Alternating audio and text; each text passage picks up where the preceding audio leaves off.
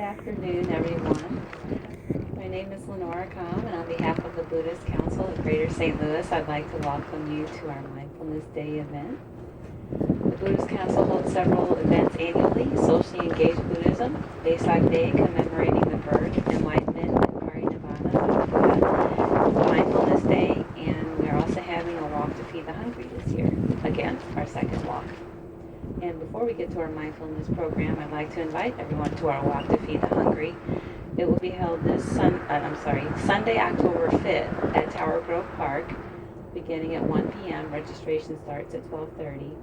We'll meet at the Sons of Rest Pavilion, which is at the corner of Arsenal and Grand over there, if you can picture that. Registration is $25 and includes a beautifully designed t-shirt. I'll have the t-shirt design on the table there so you can see it's a beautiful design that someone volunteered to design special for our event. There's flyers on that table there, and I think we have some on this table as well. So last year was our first walk. Bhikkhu Bodhi joined us.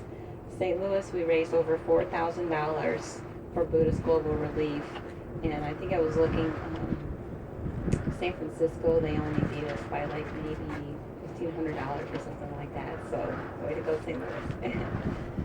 All right, so we're living in an exciting time for the science of meditation. Study after study has proven the benefits of meditation, from taking pulses to brain scans. While current technology has improved our lives and makes us excited for the future, we still depend on ancient knowledge of conscious cultivation of mindfulness to bring us back to the moment. There are proven physical and mental benefits, which can lead to our spiritual development as well. Today we have an exceptional opportunity to learn about meditation as well as several techniques. We'll begin our program with Dr. Kongsak Tanphaichitr, President of the Buddhist Council and a member of the board of the Thai Temple of St. Louis. He will be followed by Dr. Roshan Yoshida, Abbot of Missouri Zen Center, who will guide us in sitting meditation. We will then learn how to do walking meditation from Venerable Master Ji Ru, Abbot of the Mid-America Buddhist Association in Augusta, Missouri. Dr. Kongsak will return and teach us about dynamic body meditation. Washington University Professor Don Sloan, Director of the Cognitive Behavioral Therapy, will inform us on the science of mindfulness-based cognitive behavior therapy. We will end with a panel discussion or a question and answer session to help with anyone wishing for more information. So Dr. Kongsak.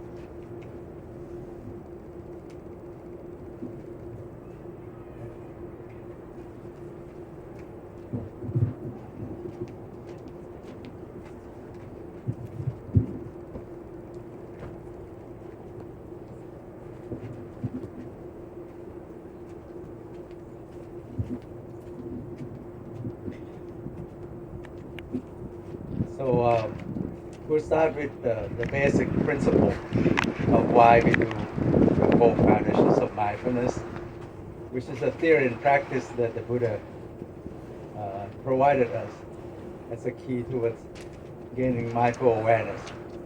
Everyone got the handout. If not, there's some more on the left there, on my left. As Venerable Long Po Tien Jitasupo, he's one of my teachers, the late Venerable. He said, one suffers our own thoughts, and that gives rise to stress and unhappiness. So how can we see our thoughts to get rid of this suffering? The Buddha said the world is hit with 2 arrows. So is the enlightened one was hit with the first arrow. Also the second arrow missed. That's very important, very simple. We got hit with 2 arrows too, but missed the second one, which is they do not suffer mentally. They get the physical pain, get headache, toothache, stomach ache like all of us do. But they don't suffer because they don't grasp it as their own. Just seek a doctor help, and then after they do everything, just see it, that it's part of nature. So unaware of the body and mind, or we become absent-minded, we suffer from being busy, indulging in the thought, conditioned by the biased thoughts. Thought itself is not a problem, but when you have bias involved, you got ego, the self involved, that's where the problem starts. So he said, aware of the body awakens your body. Aware of your mind awakens your mind. Very simple. So we'll learn that today. So the Buddha provides us, like I said, the 4 foundations of mindfulness. This is in the Satipattana Sutra. You can look it up there. It's basically a reverse engineering technique to get back to see the root of the problem. To see your own body and mind, to catch a thought as it arises. Because it results in craving, cause of suffering, the second of the truth. It arises and sneaks in with the thoughts. So stemming from your biased perception. Basically, he provides in this sutra, he said how the thought process arises. Through our 6 sense spheres, eye, ear, nose, tongue, body, and mind. We perceive with contact, like your eye with your sight, like you hear now, your ear with the sound. By itself, it's no problem. Contact, we just no perception yet. It's contact. There's sound feeling, just pure feeling. Hard, soft, hot, cold, loose or tight, something like that. It results in pure perception. And then it results in feeling, like I mentioned. And then the pure perception. And then the Buddha said there's biased perception. This is very important.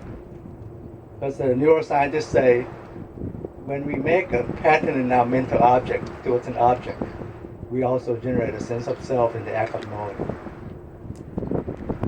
Isn't that amazing? We create ourselves in there. But the Buddha says 2 steps. It's not the same step. Pure perception and then biased perception. And this results in craving, disturbing thoughts, and obsessive thoughts.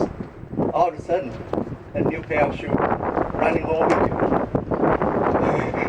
You don't need it. You have 10 pairs already. And then at the end of the month, you say, how come I'm short? So we create our own problem. So the 4 foundations of mindfulness, it generates mindful awareness. It's a supreme path that will purify all beings. Let one transcend grief, sorrow, lamentation, extinguishing suffering and unhappiness. It lets one realize the essential Dharma, or the middle path, the unbiased middle path, or noble eightfold path, and attain nirvana, ultimate peace and happiness. The key in this, the Buddha says, perseverance.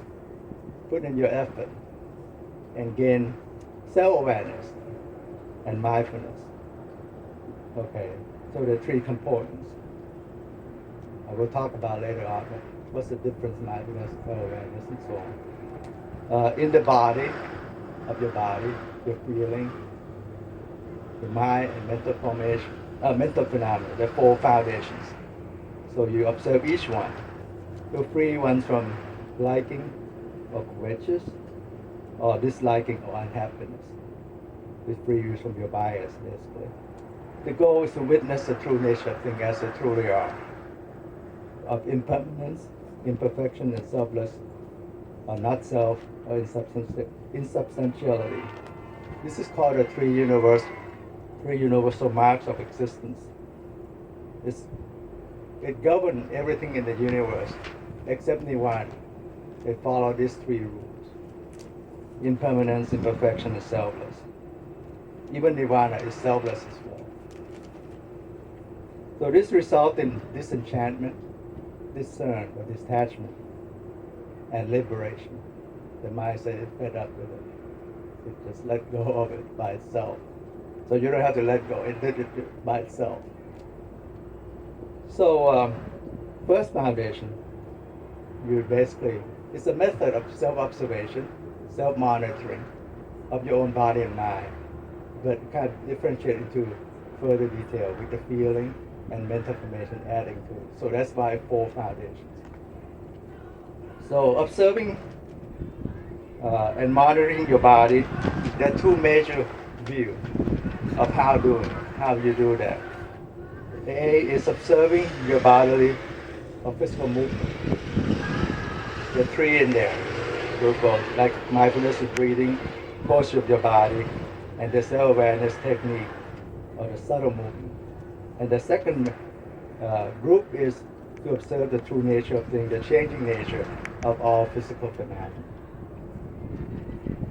which would be reflecting on the true nature of your body, as well as the 4 major elements and the 9 channel states. So we'll go with the first one, mindfulness of breathing. This one, the very famous one that you probably all did, is called unhappiness, or the mindfulness of breathing. If you read the whole detail, there's 16 steps in there.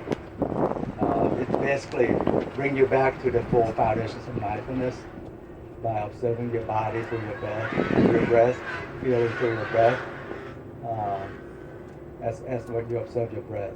Observe your mind while you're aware of your breath, and observe the mental phenomena while you're aware of your breath. So each one has 4 sub-steps in there. So 16 steps in there. I won't go into detail. You'll learn more today. The second is to observe the posture of your body. The 4 basic major posture, just like you're sitting now. Are you aware that you're sitting? Are you laying down? You're aware that you're sitting. Medical term is called proprioceptive sense. And you even know you're not leaning left or right with your balanced posture. Do you know that? Obviously, you know with your mind, right? You're aware of your body sitting in balanced posture. Or you're sitting on the chair or on a cushion. You're aware of that. So it's the same with when you walk, when you stand, or when you lay there. And the third, which I'll be going into detail later on, is called self-awareness, or clear comprehension of subtle movement. It's called Sampajanya. The technique of doing self-awareness. The Buddha described as example, say, you're aware when you're stepping forward or backward, like you're in the restroom at the airport. You're stepping forward and backward, trying not to hit the toilet seat. Because it's so narrow, and plus your luggage there. Okay. Looking ahead or sideways, or stretching and bending, or getting dressed, or eating, drinking, chewing, tasting, you're aware of that. Or urinating, defecating. Wow, that's too much in there. But when you're aware of it, it's great. You're aware of everything in life. Walking, standing, sitting, or going to bed. It's the same as the 4 posture, walking, standing, sitting, laying down. So it's included there. Or waking up, or talking, or remain silent. Sometimes it's harder to remain silent. I want to talk, you won't give me a chance.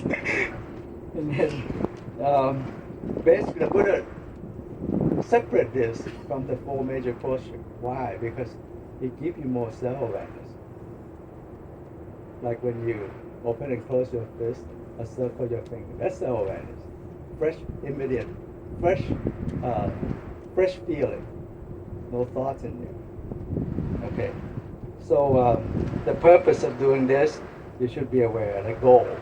Why? To gain more mindful awareness, suitability, environment like this is a good place to do it. But the best place to gain self-awareness is not here, not at home, not at the temple, not at the church, but any place that you have to gain self-awareness. That's the best place. Okay, it can be any place. At home, at work, or driving. If you're aware of yourself, that's the best place. Okay, the domain, basically we observe your body and mind, name and form, and reality to see the true universal mark of existence, impermanence, imperfection, and selfless nature. Then we observe the second group, reflection on the dirtiness of your body. The Buddha described 32 parts in there. For example, have scalp hair, bodily hair, nail, teeth, skin. These are the 5 basic themes for meditation that the preceptor would give to the new novice or the new monks to recite it backward and forward. Like teeth, nail, body hair, scalp hair, skin, and so on. So until you observe it all the time. It's 24/7, okay, to do this meditation. As much as you can. Not that while you're working, you work. Okay. Not meditate, then you get fired. So, oh, my instructor told me to meditate. Okay, go ahead. Okay, flesh, sinew, bone marrow, spleen, heart, liver, fascia, kidney, lungs, large bowel, intestine, gorge, dung, brain fat, bile, phlegm, pus, blood, sweat, fat, tears, grease, saliva, snot, cerebral fluid, urine, and also later on add the meninges, the brain meninges later on. So include everything, just to see the true nature, like dirtiness, like you have to take a bath every day, or brush your teeth every day, otherwise no one want to sit next to you or talk to you, right? That's to show easily. You have to keep up every day, because it keeps changing, dirtiness. The fifth one, reflect on the 4 major elements, earth, wind, water, and fire. It's on the second page. This one is kind of categorizing the group. Like a bone would be solidity, or the earth, extension of your body in there. Or gas is your wind, or motility. Water is a liquid, like your tears, your blood, your sweat, cohesion. And fire is a metabolic heat. Gas is like your air you breathe in, the gas in your intestine. Okay. So the 6th one on the theme of the body is the 9-channel state. You can't observe here because everybody embalm and beautify the corpse, so you can't see the true nature of it. In India, it's very prevalent. You can go to the Ganges River. You don't have to make an appointment. You see a few corpses floating by, or they were like cremated on the riverbank, and then they just kicked it down the river. Floating sometimes, not really burned yet. So you see different state from the festering body, when it's devoured by beasts or worms, and the skeleton hold together with tendon, blood, and flesh, and then later on, without blood or without tendon, become bare bone, and then disintegrate. So the second aspect is the second foundation is to observe your feelings. This is basic feeling, not your emotional feeling, okay? It's basically like soft heart and so on. It can be a physical part or a mental aspect, like comfort and discomfort is a physical aspect, or happiness and unhappiness is a mental aspect or neutral feelings. Why feeling is so important? Because feeling results in craving. This is in the major step in the dependent arising. I'm feeling thirsty before I get more craving for water. So it just shows you there. Okay, I satisfy my feeling there. So mankind try for pleasant feeling, and then cause more craving, and then this can be transcended and can liberate yourself by seeing it. Because if you're unseen, this results in the sensual desire of liking, or sensual desire, which is a form of craving, a true form of craving. The unpleasant feelings, which cause disliking or ill will. So that's the second foundation. The third foundation that you observe is upon yourself all this. About your mind, aware of your mind. What's the true state of your mind? Is your mind full of lust or without lust? Is it filled with hatred or without hatred? Or filled with delusion or without delusion? Is your mind manic or depressed? Is your mind developed or undeveloped? Is your mind surpassable, unsurpassable. And when you're in the deep jhana, is your mind concentrate or scattered? Is your mind liberated or not liberated? So you basically refer to the background of your mind.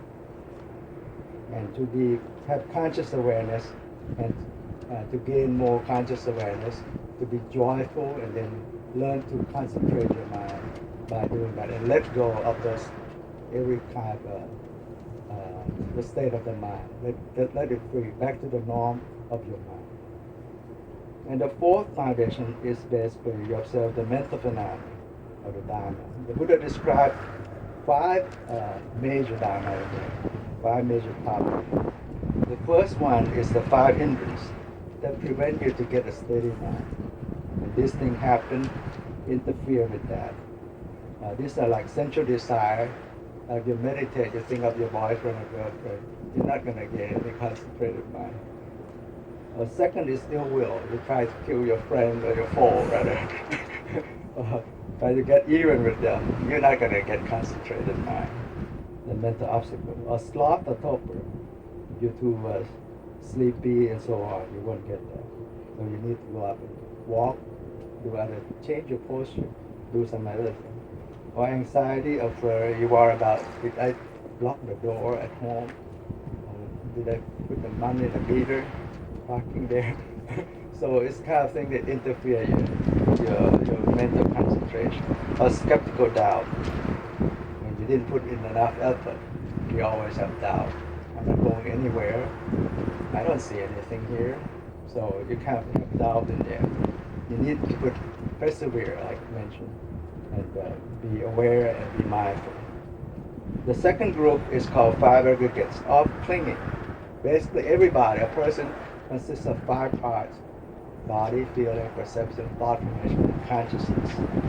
But the Buddha said because we label as ours, of clinging as self, that's when problem arises. That becomes the first noble truth about it. He said, in brief, the five aggregates of clinging are suffering. The third aspect in the Dharma that you need to watch, basically, I mentioned earlier, the sixth sense sphere, internal sphere and external sphere, like your eyes associated with the sight, ears with the sound, taste with the tongue,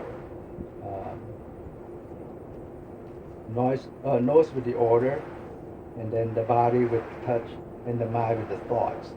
So in this, it gives rise to eye with the eye consciousness to the sides. So you can make, this is called cushion. This is a noise, it's a voice, what's the meaning of it? And so on. The ear consciousness arises with the sound. Nasal consciousness, tongue consciousness, body consciousness, and mental consciousness to catch your thoughts. And then the 7 steps of enlightenment, 7 factors of enlightenment. 1, mindfulness. 2, Dharma investigation. So Buddhism emphasizes on Dharma investigation to be basically scientific, not to blind belief, not to have a blind belief, but you investigate whatever you encounter, what happened in your mind. Is this wholesome or unwholesome? Or is this, are you mindfully aware of it? Or you have bias in it? And so on. The third is energy or the effort. The fourth is bliss, or zest, or joy. The fifth is tranquility or calmness. The sixth is mental concentration. And the seventh is equanimity. So it ends up with concentrated mind, with unbiased equanimity mind, to break through the truth. And the last one is the Four Noble Truths about suffering, cause of suffering, the end of suffering, the middle path to end suffering. So in brief, he said, birth is suffering, aging, sickness, suffering, aging is suffering, death is suffering, grief, sorrow, lamentation. All of these are suffering. Didn't get what you want is suffering, depart from your loved one is suffering, got what you don't want is suffering. So it said, in brief, the 5 aggregates of clinging are suffering. This is to be comprehended. Not to get rid, to comprehend. So you'll see, and then the second one, you eradicate. That's the one you need to get. Cause of suffering, like ill will, liking or disliking, craving, and so on. Those are things that you need to get rid of, so that it will not cause any more suffering. When you see your biased thought, this thing that's naked, the thought will die in as well. And then the third one, cessation of suffering, is called environment. By the fourth mind, middle path, right view, right thought, right speech, right action, right loving, right effort, right mindfulness, and right concentration to be developed. So the middle path, the highest way. That's all I have to say. And I'll come back to that teach you the dynamic meditation later on. Thank you.